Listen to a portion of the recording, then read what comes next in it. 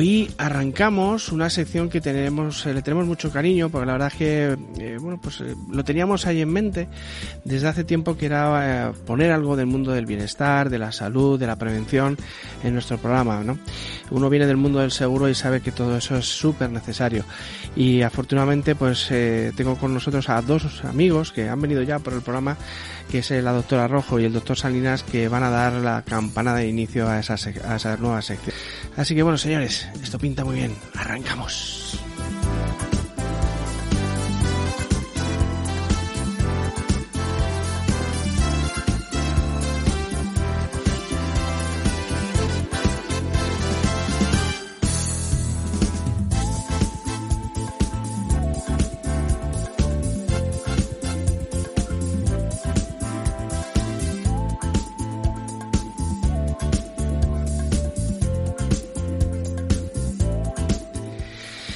Bueno, señores, pues nueva sección, la sección del bienestar, de la salud, de la prevención. Tenemos muchas ganas de arrancar ello porque el COVID nos dejó claro, sí, todos hablamos de la salud, pero el COVID nos dejó claro de que verdaderamente, que hay que disfrutar de la vida, que hay que prevenir, que no hay que dejar que las cosas lleguen y efectivamente, si llegan, también tengo que tener un buen asesoramiento médico.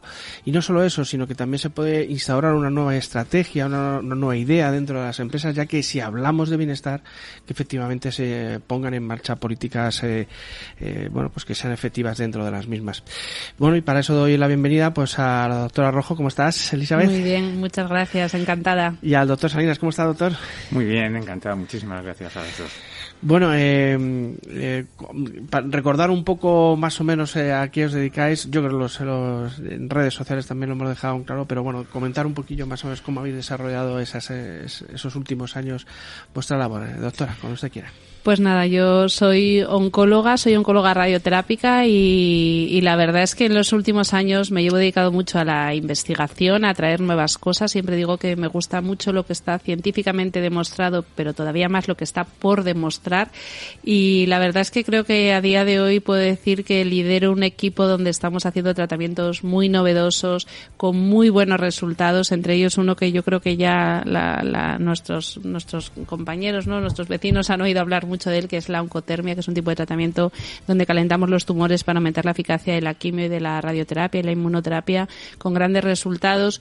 Pero además, en los últimos años, y un poco asustada, ¿no?, por el aumento de la incidencia tan grande que está habiendo en el cáncer, que en 2040 se estima que va a ser más de un 60% más de lo que tenemos en la actualidad, pues estoy muy preocupada por la prevención, porque el cáncer se puede prevenir y esto es algo que sorprende a las personas cuando dicen, no, el cáncer es algo que te toca, ¿no? Siempre digo que llega la Navidad y el día de la lotería de Navidad pedimos salud, y dice, la salud no solo hay que pedirla, hay que cultivarla, ¿no? No es algo que te viene regalado. Entonces estamos muy involucrados en eso y por eso vamos a inaugurar también el primer Centro Nacional de Prevención del Cáncer y aprovechar además este espacio para ayudar a esas personas a cuidarse, a estar mejor y a conservar la salud.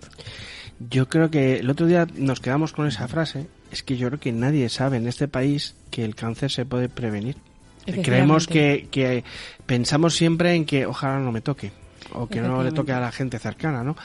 Pero, y de hecho además hoy doy un recuerdo a mi primo Andrés, porque desgraciadamente hoy se nos ha ido su mujer, que ya sabíamos nosotros que efectivamente le faltaba poquito. Y bueno, ha sido como habréis visto muchos casos vosotros, en cuestión de 4 meses. Así que mañana iremos al pueblo a despedirnos y un fuerte abrazo a mi primo y a la familia de aquí. Un abrazo, efectivamente. Entonces, al final es eso, la prevención. No creemos que se pueda prevenir el cáncer y esto es un cambio de paradigma brutal. Claro, por eso yo creo que es muy importante el dar a conocer esto a la sociedad, porque al final los médicos, nuestra principal labor debería ser en la persona sana. O sea, nosotros estudiamos al ser humano sano y lo que tenemos que evitar es que enferme, ¿no? Y el problema es que si la gente desconoce que puede prevenir este tipo de enfermedades, no puede actuar sobre ello, ¿no? Con lo cual no solo tenemos que pedir salud en Navidad, sino que tenemos que cultivar salud en Navidad también y durante todo el año, efectivamente. Bueno, y doctor, el doctor Salinas estuvo por aquí también ahora hace 2 o 3 meses, ¿verdad, doctor? Y bueno, es el CEO de Prever Salud. Pues cuéntenos, doctor, ¿qué es Prever Salud y a qué os dedicáis? Hola, ¿qué hay? Buenas tardes. Muchísimas gracias por invitarme. Fundamentalmente me encanta poder venir hoy a ver a Elizabeth. Estaba encantada en conocerla. llevo la dirección médica de Prever Salud. Prever Salud es prevención de la salud, y hacemos prevención de la salud en algo también sorprendente, en los cuidados paliativos. ¿Cómo puede existir prevención en los cuidados paliativos? Pues igual que en la oncología. Parece impresionante que un paciente, cuando está en la situación que nos has comentado de la mujer de tu compañero, se puede hacer prevención. Pues hay que hacer prevención para que esté a gusto, prevención para que no le aparezcan síntomas, para controlar esos síntomas, para que pueda dormir, para que pueda comer, para que pueda ir al baño. Toda esa serie de cosas se pueden prevenir, y es una de las cosas fundamentales que hacemos. Y luego está esa parte que muchas veces lo comentábamos la primera vez que viniste, de que Prever Salud te puede poner casi un quirófano o una UBI en tu propia casa. Es brutal. Montamos UCIs en casa. Hay pacientes que necesitan todo tipo de soportes respiratorios, soportes circulatorios, soportes intravenosos, bombas de alimentación, bombas de nutrición parenteral. Pues creemos que el confort del paciente es fundamental. Creemos que el confort de la familia es fundamental, y si podemos darle todos los recursos que se pueden dar en el domicilio, los hacemos. Y otra cosa que hacemos es cosas que no podemos hacer, que son a nivel hospitalario. Una resonancia no la podemos hacer en casa, no podemos llevar un imán gigante a un domicilio. Pues coordinamos y gestionamos para que todo eso se haga en el menor tiempo posible, con el máximo confort del paciente, para que el paciente salga del domicilio, se haga la resonancia, no entre por urgencias, esté 2 días ingresada, le hagan la resonancia, la dejen ingresada porque no sabemos qué tiene. No, nos coordinamos con los mayor grupo de hospitales que hay, no tenemos concierto con ninguno, sino nos coordinamos con todos los servicios médicos para que el paciente pueda hacerse las pruebas, diagnosticarse y volver al domicilio. Sí, porque la verdad es que las listas de espera, ¿verdad?, están creciendo, también incluso están en el sector privado, ¿no? Hay algunas clínicas, porque a lo mejor empiezan a tener determinada fama, algunos doctores que, bueno, pues lo están haciendo muy bien, y la verdad es que te dan cita a lo mejor para 2 meses cuando eso era absolutamente inexistente hace unos años. ¿Cómo podemos combatir esto? Sí, yo creo que al final tenemos que utilizar todos los recursos que tenemos. Se habla mucho de la sanidad pública, que es maravillosa, y tenemos acceso a muchísimos recursos de salud gracias a esa sanidad pública. Yo que viví en Estados Unidos, lo que era solo sanidad privada, pues veo esa diferencia, ¿no? Pero también tenemos una sanidad privada maravillosa, y yo creo que tenemos que utilizar todos los recursos que tenemos, ¿no? Si hay listas de esperas excesivas en determinados centros, pues podemos compaginar esas pruebas, esos diagnósticos con otros centros que nos puedan ayudar, ¿no? Entonces yo creo que esto se debe gestionar de tal manera que al final tenemos que buscar lo mejor para los pacientes, se pueden llevar a acuerdos, a sinergias, y además creo que tenemos que tener un espíritu muy colaborativo, ¿no? Pues aquí lo que nos contaba un poco Antonio, ¿no?, de todo eso, los cuidados paliativos en el domicilio. Muchas veces los pacientes a mí me dicen, ¿no?, o amigos, pero tú cómo puedes ser oncóloga, pero si es una especialidad durísima, pero madre mía, con lo que pasáis. Digo, mira, es muy gratificante, porque imagínate, tú cuando consigues o curar un paciente, que eso ya es maravilloso, o prolongar la supervivencia, es una sensación muy gratificante, pero incluso cuando un paciente no se puede curar, el hecho de que tú le acompañes, le cuides y le hagas que el tiempo que viva de una manera agradable, sin dolor, con los cuidados que necesita, es muy importante, porque muchas veces lo peor que te cuenta la gente de esos momentos difíciles, donde las cosas ya pues no hay opciones de tratamiento, es lo mal que lo han pasado por sentirse tan solos. Dices que yo estaba con mi marido, no sabía qué hacer y no sabía dónde llamar, y claro, mi marido no quería ir al hospital, quería estar en casa, pero estaba en casa pues mal atendido, ¿no?, por así decirlo. Entonces, poder darles esa sensación de estoy en mi casa, estoy tranquilo, estoy atendido como si estuviera realmente en el hospital, a mí esto me parece maravilloso, porque creo que es algo que los pacientes agradecen mucho, y yo muchas veces me quedo con esa cosa, ¿no?, que a veces incluso cuando no podemos curar, podemos aliviar y acompañar y hacer que todo el proceso sea por lo menos lo más liviano posible, ¿no? Y la gente lo agradece. Porque al final también la parte psicológica es importante, ¿no? Es decir, no es lo mismo que te atiendan en un hospital y que estés ahí un tiempo alargado que estés en casa. Nosotros tenemos unidad de psicología dentro de nuestra unidad, que es fundamental. O sea, no solo se acompaña de medicina, de enfermería, la psicología es muy importante. Un paciente de nuestros servicios, cuando los conocemos, están cerrados. No quieren ver más médicos, no duermen, tienen dolor, no van al baño. Y no es que sea gratificante, como dice la doctora, es que en 1 hora salen y ya te están diciendo, doctor, vuelva mañana, por favor. Es una maravilla. Se puede, al final hay unidades del dolor en los hospitales. ¿Qué se están haciendo avances para amortiguar ese dolor? Hay unidades del dolor, efectivamente, y se está mejorando y hay muchas opciones. El problema que yo veo a veces es el acceso a los pacientes, ¿no? Muchas veces cuesta que se les derive a la unidad del dolor, lo que decías tú antes.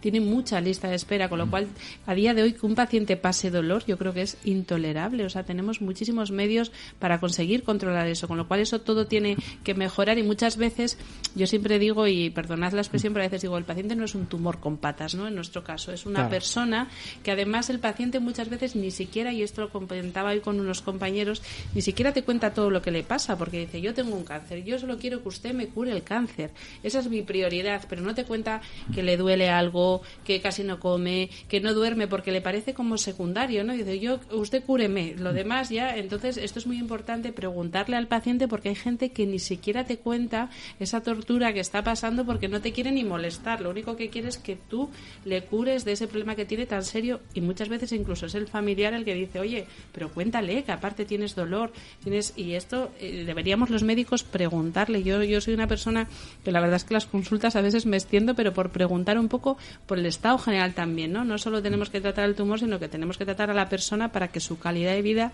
sea buena, porque sí que es cierto que el cáncer cada vez se cronifica más, tenemos supervivencias mucho más largas, pero tienen que ser con calidad de vida, ¿no? Y hay que atender esos dolores, esas molestias que pueden tener para que la gente disfrute de la vida y conviva con la enfermedad, pero no esté sufriendo, ¿no? Además hay algunos cánceres que están muy controlados, es decir, que las tasas de mortalidad es muy pequeña, ¿no? O sea, hay otros a lo mejor, pero hay algunas zonas, yo ahí lo desconozco, cuáles son las que ahora mismo, oye, dices, tranquilo, que a lo mejor esto hay un 90 o 90 y tanto % de probabilidad de que salgas bien, ¿no? O sea, claro, el cáncer de mama, por ejemplo, es un ejemplo, o sea, al final se diagnostica con una frecuencia altísima, ¿no? Y además son los que más campañas vemos y más del 90% de los casos se curan, y los que no se curan pues son pacientes que, aunque tengan metástasis, que la palabra ya suena, madre mía, me quedan 6 meses de vida, pues yo tengo pacientes que llevan 14 años vivos con metástasis. Con metástasis. O sea, que se puede parar y frenar. Efectivamente, se trata de cronificarlo y convivir, y es verdad que tienen que estar con tratamientos pues con frecuencia, pues continuamente,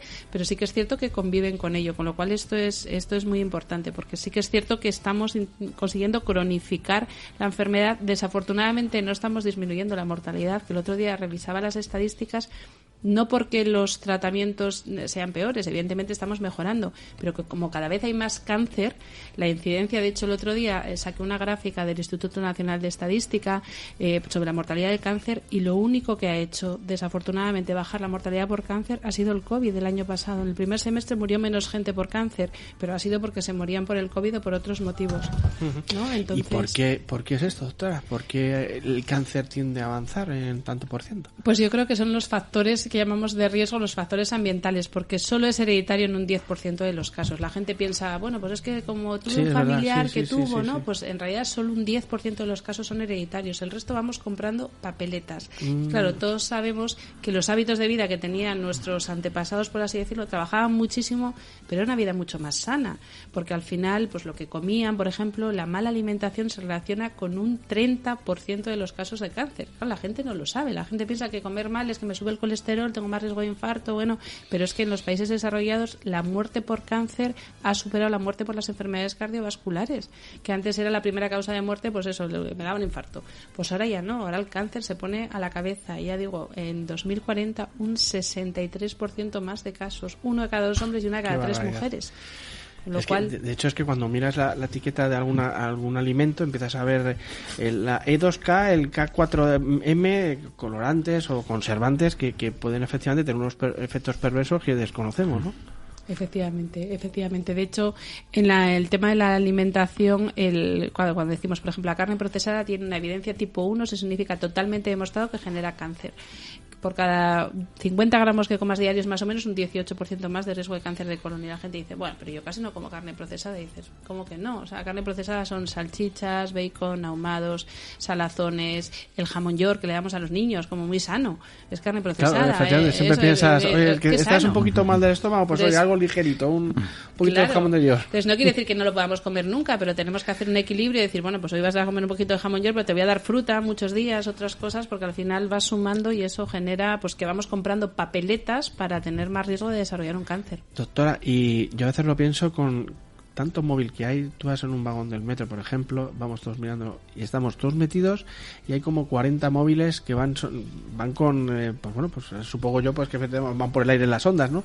¿Esto no estará teniendo algún efecto perverso que desconocemos? En los estudios que hay publicados no se ha visto ningún efecto que sea realmente concluyente, que digas que aumenta el riesgo. Sí que parece que las cosas que más aumentan el riesgo son la contaminación que tenemos también ambiental, que esto es muy importante. El estrés es otro de los factores de riesgo muy importante, que además dice, bueno, el estrés, pero ¿cómo voy a disminuir el estrés? Porque toda la vida se ha trabajado muchas horas y mucho tiempo, pero ahora trabajamos como de otra manera o vivimos de otra manera, vivimos todos como estresados, ¿no? Tú te dicen buenos días y contestas buenos días y contestas ya como enfadado, ¿no? Porque dices, ¿pero qué ha pasado? Y ya vas como en tensión. Entonces dices, pues esos son factores que se está viendo que influyen de manera clara porque tu sistema inmune está como colapsado. El nivel de cortisol, y los que habrán escuchado o a María Alonso Puig, que es un colega maravilloso, o a Marian Rojas Estapé, compañera mía de la universidad, que hablan tanto del cortisol. El cortisol es una hormona que es proinflamatoria y que al final estimula el crecimiento de las células malignas y todos vamos con el cortisol por las nubes porque estamos todos, que eso casi no se nos puede ni decir los buenos días. Entonces todas estas cosas son cosas en las que hay que trabajar y hay que pararse a pensar, y yo creo que esto debería ser un esfuerzo nacional, sanitario, mundial, en qué está pasando, porque la incidencia está aumentando de una manera exponencial pero muy llamativa, y la mortalidad, tanto que decimos que ha avanzado tanto la oncología, pues la mortalidad está aumentando porque está aumentando la incidencia, claro, de una manera muy clara. Doctor, cuando usted tiene que atender en un domicilio a alguien, pues como hemos comentado, con un problema oncológico que bueno, pues que ya está más o menos controlado, pero a lo mejor la movilidad ya no es la misma, al final ese servicio es necesario, no es un tema hospitalario, pero sí que es extrahospitalario, es ahí donde Prever Salud puede dar un servicio, ¿no? Prever Salud damos un servicio integral, no solo damos un servicio al paciente, o sea, está muy bien cuidar al paciente, está muy bien aliviar los dolores del paciente, la sintomatología, la clínica, cuidamos a toda la familia. Claro. Es importantísimo, cuidamos al cuidador. Todo paciente que tiene un familiar que está siendo el cuidador de un paciente enfermo, también hay que cuidarlo. Entonces, todavía más gratitud cuando encima cuidas a las dos personas y te sientas con otra persona, como dice la doctora, a escuchar. O sea, cuando de repente te cuenta un marido que su mujer está enferma con un cáncer de mama y de repente se derrumba, y es que pasa esto y no le cuenta esto, doctor, y no le cuenta esto otro, no sé cuántos. Y empiezas a tratar los dos, porque a lo mejor los dos necesitan tratamiento. Sí, y a lo mejor él está con un cortisol elevadísimo y le mides cortisol en sangre y ves que está estresado y le empiezas a controlar, le dices cosas que tiene que hacer para ayudarle, para estar el mejor, para ayudar a cuidar a su mujer, cosas fundamentales. Entonces, todo eso es prevención. Claro. Que hacemos, es una maravilla. Además, esos análisis, entiendo que esos análisis que muchas veces necesitamos algo súper rápido, ahí está, ¿no? Efectivamente, tengo ahí una TS, tengo una enfermera, tengo alguien que efectivamente en un momento me puede sacar ahí unas conclusiones rápidas, ¿no? Nosotros tenemos un servicio que atiende a los pacientes con la necesidad de frecuencia que necesitan. Hay pacientes que necesitan pues visitas cada 8 horas, pues un paciente que está con un antibiótico cada 8 horas intravenoso, pues tenemos que ir a verla a su casa cada 8 horas. O hay pacientes que necesitan visitas semanales, pues se les visita semanalmente, pero si el paciente ha ido al médico y le ha visto que precisa una analítica porque piensa que está anémico por las constantes vitales, por la saturación, por cómo está la tensión, necesitamos una analítica, pues mandamos un enfermero, le hace analítica y pues afortunadamente tenemos acuerdos con las grandes cadenas de laboratorios y obtenemos resultados rápidos para tomar decisiones lo más pronto posible para prevenir cualquier complicación de los pacientes. Yo creo que ahí, estamos pendientes de crear ese observatorio del seguro y las pensiones, ¿no? Bueno, ya estaba en otro sitio, pero queremos meter ahí un poco ese observatorio dentro de Art Business. Las aseguradoras tienen que saber muy bien todos esos servicios que dais, que son absolutamente complementarios a los que tradicionalmente se dan ellos, ¿no? Sí, efectivamente. Además, esta parte de la prevención, por ejemplo, en el cuidador. O sea, ese cuidador no es que esté ahí y dices, pues no tiene ninguna figura, sino que ese cuidador es muy frecuente que después de pasar un proceso así, enferma, porque no se ha atendido él mismo. Al final ha estado preocupado de la otra persona, sufriendo, pues sin comer, con un estado de ansiedad muy importante. De hecho, a mí me llama la atención, y esto no hay un estudio, y digo, me gustaría hacerlo, que muchas veces cuando viene un paciente a una consulta con un diagnóstico de un cáncer, te dice, menuda racha llevo, porque es que he tenido un problema, un disgusto muy grande, se ha muerto no sé quién, he estado cuidándole y he estado tal. Y muchas veces piensas en eso, en el sistema inmune, en el estrés, en el estado de ansiedad que ha vivido esa persona, que es un factor predisponente claro a lo que le está pasando, con lo cual muchas veces, claro, te cuesta hacer entender a una persona, a veces esto con las inversiones, ¿no? Dices, te vas a gastar esto ahora, las aseguradoras, por ejemplo, pero es que te va a salir muy rentable porque vas a ahorrar a largo plazo que esa persona enferme menos, tenga menos problemas. Todo esto es como el screening, ¿no? Al final, si diagnosticamos cosas a tiempo, las prevenimos, nos ahorramos mucho dinero. Lo que te vayas a gastar ahora como aseguradora lo vas a ahorrar a largo plazo porque no vas a tener ese gasto mayor en ese paciente. Y luego además estás comentando que si el estrés al final está teniendo esos efectos tan perversos, yo creo que esto deberíamos hacerlo llegar a las grandes empresas donde esos departamentos que están muy volcados quizás a lo mejor en la parte comercial o bueno, que donde el estrés es muy fuerte, ¿no? O sea, aunque haya mucha responsabilidad social corporativa puesto en los medios, pero no existe, ¿no? O sea, al final entonces esto tenemos que instaurar un cambio de pensar, ¿no? De cómo actuar dentro de las empresas. Hombre, vamos a ver, la salud laboral es importantísima, ¿vale? Y tener una buena asesoría, una buena gestión en todo tipo de empresas para la satisfacción de sus trabajadores va en beneficio del trabajador, eso está sin duda. Sí, muy, muy importante, porque además yo creo que hasta ahora ha habido esa idea de que cuando había que hacer los reconocimientos laborales anuales era como esa obligación que le ponían al empresario de que tenía que hacer y era como el trámite que tienes que pasar, ¿no? Y yo creo que hay que darle un poco la vuelta a eso y ver un poco como si tus trabajadores están sanos va a ser todo mucho mejor, habrá menos bajas laborales, menos problemas y además la productividad va a ser mucho mejor. Yo que trabajé varios años en Estados Unidos, allí se cuida mucho eso, de que tú te encuentres bien, que te sientas bien, trabajo en equipo, todo eso de cuidar esas sesiones que se hacen o que de repente tengas en tu empresa, ¿no? Si puedes tenerlo, claro, una zona de, yo qué sé, jugar al ping-pong, ¿no? Dices que es para liberar y dices, pero ¿y esto realmente le sale productivo? Y sí, porque luego el trabajador vuelve a trabajar y es que es mucho más eficaz y es mucho más eficiente, ¿no? Con lo cual hay que cuidar todo eso y yo creo que las empresas ahora empiezan a concienciarse un poco más porque hay una parte muy importante que es esa eficiencia, ¿no? Que el trabajador, si se encuentra mejor, más relajado, tiene una disposición para trabajar que le facilita mucho tener mejor rendimiento y es muy importante. Habéis comentado lo de Estados Unidos, ¿van muy por delante de nosotros? Mejor la doctora en estos casos.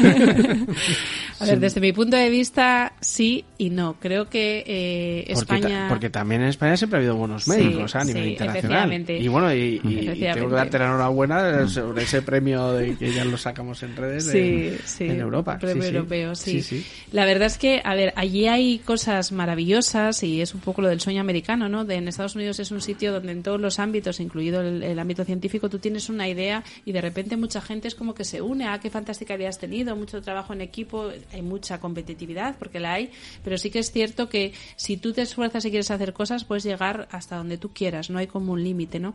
Por otro lado, hay una medicina que, bueno, al ser privada, pues a veces hay acceso a más cosas que no hay a lo mejor en España porque se invierte más en investigación, bueno, hay más acceso a ese tipo de cosas, pero también es verdad que hay una medicina muy defensiva y, por ejemplo, tiene una tasa de mortalidad infantil 5 veces superior a la de España.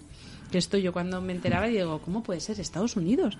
Y es porque precisamente por el tema de las personas que no pueden acceder a todos los servicios médicos, pues nos llevan a los niños y entonces esto genera una serie de problemas. Y luego esa medicina defensiva genera al final pues perjuicio para el paciente. Yo me acuerdo que yo soy diabética desde muy pequeña, desde los 6 años. y estaba embarazada allí. Yo tengo 3 hijos, pues los 2 primeros pasé mis embarazos allí, pero vine a dar a luz a España porque por ser diabética era cesárea asegurada, o sea, no había otra opción. Mi embarazo era maravilloso, no había ningún problema.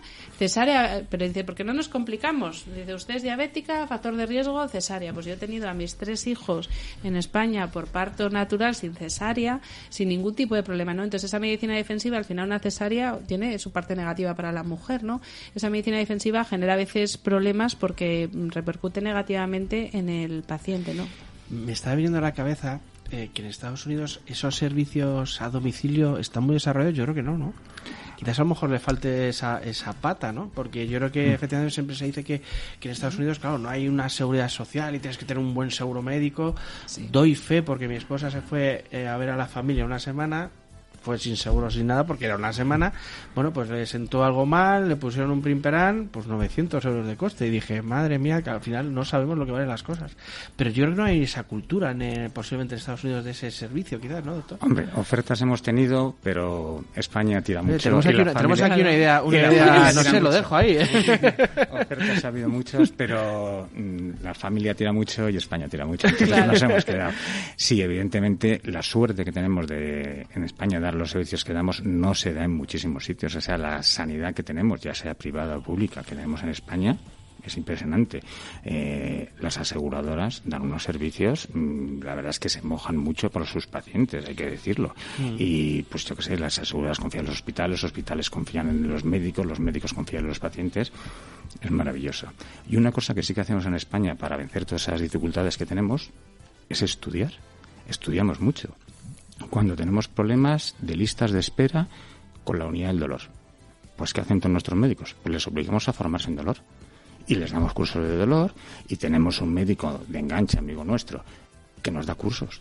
Es importantísimo y al que le planteamos las dudas. ¿Por qué? Pues porque tenemos este paciente y planteamos casos clínicos. Eso es importantísimo. No puedo mandar al paciente a la unidad del dolor, ya sea por impedimentos físicos, ya sea, pues bueno, pues existen las consultas, las asesorías, las segundas opiniones médicas y el estudio. Fundamental, estudiar. Y tener continuamente a la gente reciclándose y formándose va en el bienestar de nuestros pacientes. Claro, muy claramente. Y al hilo un poco de esto, hay una cosa que en Estados Unidos a mí me llamaba la atención y que al final redunda un poco en la excelencia, ¿no?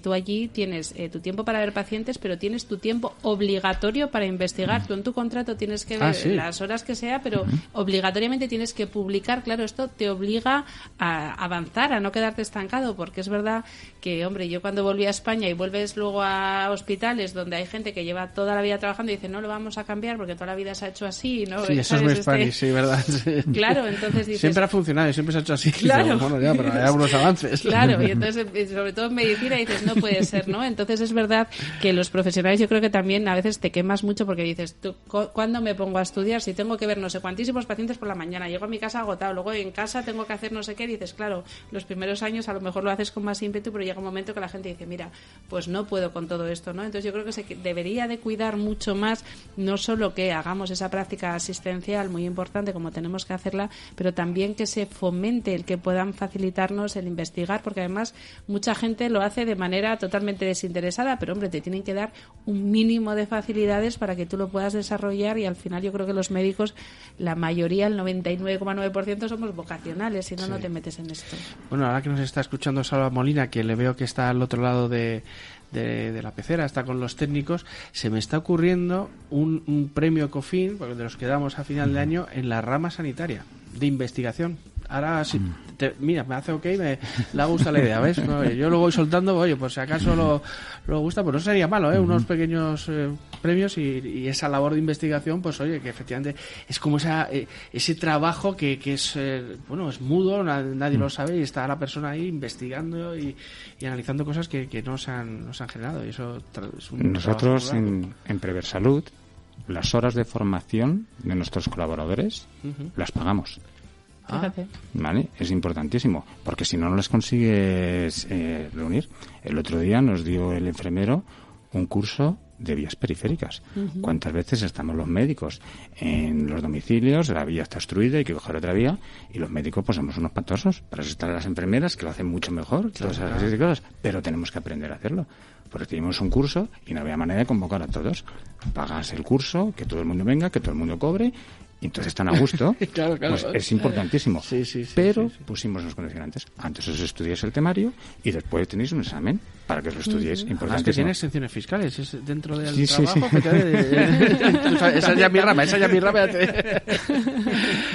Pues señores, esta es la nueva sección de salud y bienestar que tenemos aquí, que está liderada por la doctora Rojo, que bueno, pues también contaremos con el doctor Salinas por aquí de vez en cuando, y pues por aquí van a pasar los mejores doctores de aquí de España, e incluso a lo mejor algún internacional que venga por aquí a algún congreso, que seguro que le cogemos y se venga para acá, o vamos nosotros al congreso.